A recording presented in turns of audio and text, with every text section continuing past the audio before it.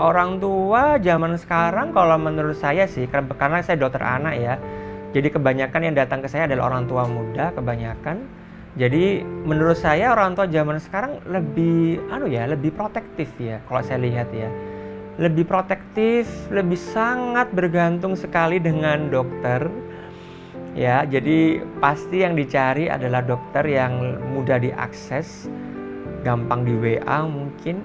Tapi kalau saya lihat terkadang tuh terlalu berlebihan. Jadi dikit-dikit gitu, kalau panas gitu nggak segera diatasi, tapi malah cari dokternya, WA atau gimana, hal-hal yang simpel sih. Kalau hal yang sangat krusial memang harus didiskusikan. Itu sih tipe-tipe orang tua zaman sekarang yang jelas banget tuh sangat protektif. Sangat protektif. Mungkin kalau anak itu bisa dibungkus rapat, itu mungkin dibungkus rapat itu.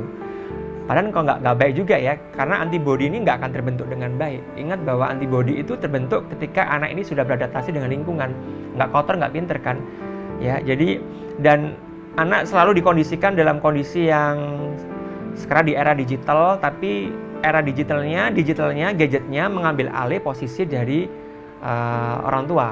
Jadi anak itu kayak dikasih drone gitu ya, diawasi dari mana-mana, tapi bukan kehadirannya yang mengawasi, tapi diambil alih oleh gadget-gadget seperti itu.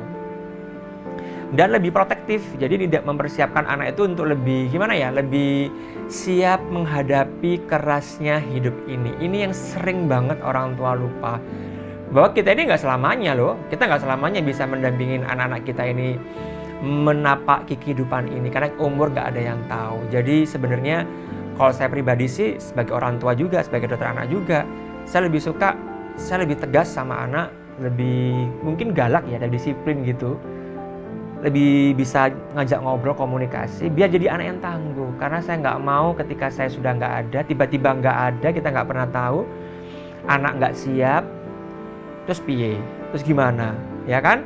Jadi intinya kita sebagai orang tua harusnya mempersiapkan anak kita estafet ya, untuk dia bisa mandiri.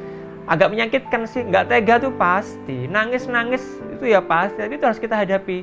Semua apa yang kita lakukan ke anak itu untuk kebaikannya si anak itu. Walaupun kita harus mendengarkan tangisannya, kadang-kadang nggak tega, siapa sih yang tega, tapi ya itu untuk kebaikannya.